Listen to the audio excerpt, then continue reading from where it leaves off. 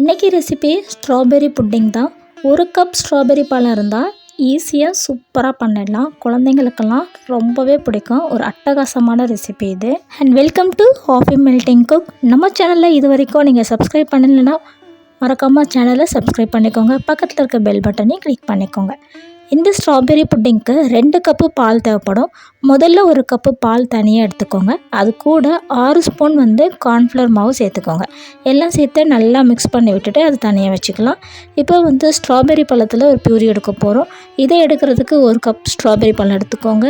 அதில் இருக்கிற மேலே இருக்க அந்த இலையெல்லாம் எடுத்துகிட்டு மிக்ஸி ஜாரில் அரைச்சி எடுத்திங்கனாலே ஸ்ட்ராபெரி பியூரி ரெடி ஆகிடும். இப்போ இதையுமே ஒரு பக்கம் வச்சிடலாம்.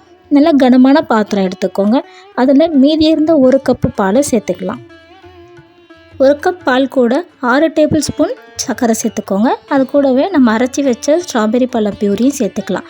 இதெல்லாம் சேர்த்து நல்லா மிக்ஸ் பண்ணி விட்டுக்கோங்க. மிக்ஸ் பண்ணதுக்கப்புறமா ஸ்டவ் ஆன் பண்ணிக்கலாம். ஸ்டவ் ஆன் பண்ணிவிட்டு கைவிடாமல் மிக்ஸ் பண்ணிகிட்டே இருக்கணும். ஸ்டவ் மீடியம் ஃப்ளேமில் வச்சுக்கோங்க. அதுக்கப்புறமா கார்ன்ஃப்ளவரில் பால் மிக்ஸ் பண்ணியிருந்தோம்ல அதையுமே சேர்த்துக்கலாம். சேர்த்துட்டு நல்லா கைவிடாமல் நல்லா மிக்ஸ் பண்ணிக்கோங்க. கிட்டத்தட்ட ஒரு 9 மினிட்ஸ் இல்லை 10 மினிட்ஸ் ஆகும். அந்த டைம் வரைக்குமே நீங்கள் நல்லா மிக்ஸ் பண்ணிகிட்டே இருந்தீங்கன்னா உங்களுக்கு கரெக்டான கன்சிஸ்டன்சி கிடைக்கும். ஒரு அல்வா பதத்துக்கு வரும். இந்த மாதிரி வந்ததுக்கு அப்புறமா நம்ம வேறு ஒரு பாத்திரத்தில் ட்ரான்ஸ்ஃபர் பண்ண போகிறோம். இப்போ பாருங்கள், இந்த மாதிரி வரணும். இந்த மாதிரி வந்தால் தான் பக்காவாக ரெடி ஆகிடுச்சின்னு அர்த்தம். அப்போ தான் நல்லா செட் ஆகும்.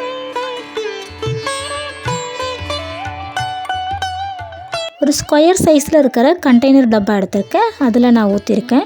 சூடோடவே ஊற்றிடணும். சூடு ஆறுனதுக்கப்புறம் ஊற்றக்கூடாது. இந்த மாதிரி டப்பாவில் தான் ஊற்றணும்லாம் கிடையாது. உங்கள்கிட்ட கிண்ணமோ தட்டு அந்த மாதிரி இருந்துச்சுன்னா நீங்கள் அதில் கூட ஊற்றிக்கலாம். ஒன்றும் பிரச்சனை இல்லை. நான் ஸ்கொயராக க்யூபாக வரணுன்றதுக்காக இது மாதிரி ஊற்றிருக்கேன்.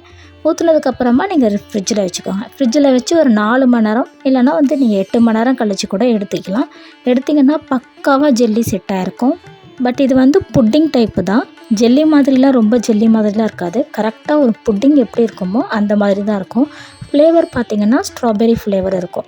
எந்த அளவுக்கு நீங்கள் ஸ்ட்ராபெரி பழம் பியூரி சேர்க்குறீங்களோ அந்தளவுக்கு டேஸ்ட்டு சூப்பராக இருக்கும். நம்ம பால் ஸ்ட்ராபெரி பியூரி சக்கரைலாம் சேர்க்கும் போதும் அப்போவே ஒரு தடவை டேஸ்ட் பண்ணி பாருங்கள். உங்களுக்கு அந்த சக்கரை ஓகேவாக இருக்கான்னு. இல்லைன்னா நீங்கள் அதிகமாக சேர்த்துக்கலாம். க்யூபாக கட் பண்ணதுக்கப்புறம் நல்லா துருவன தேங்காயில் போட்டு எடுத்திங்கன்னா ஒரு சூப்பரான ஸ்ட்ராபெரி புட்டிங்ஸ் ஈஸியாக ரெடி ஆகிடும். செம்ம டேஸ்ட்டாக இருக்கும் சாப்பிடவே. உங்கள் குழந்தைங்க ஸ்ட்ராபெரி பழம் புளிப்பாக இருக்குது சாப்பிடலைன்னா இந்த மாதிரி ரெசிபி செஞ்சு கொடுங்க. செம்ம ரெசிபி, மிஸ் பண்ணிடாதீங்க. வீடியோக்கு லைக் போட்டு மறக்காமல் இந்த ரெசிபியை ட்ரை பண்ணி பாருங்கள்.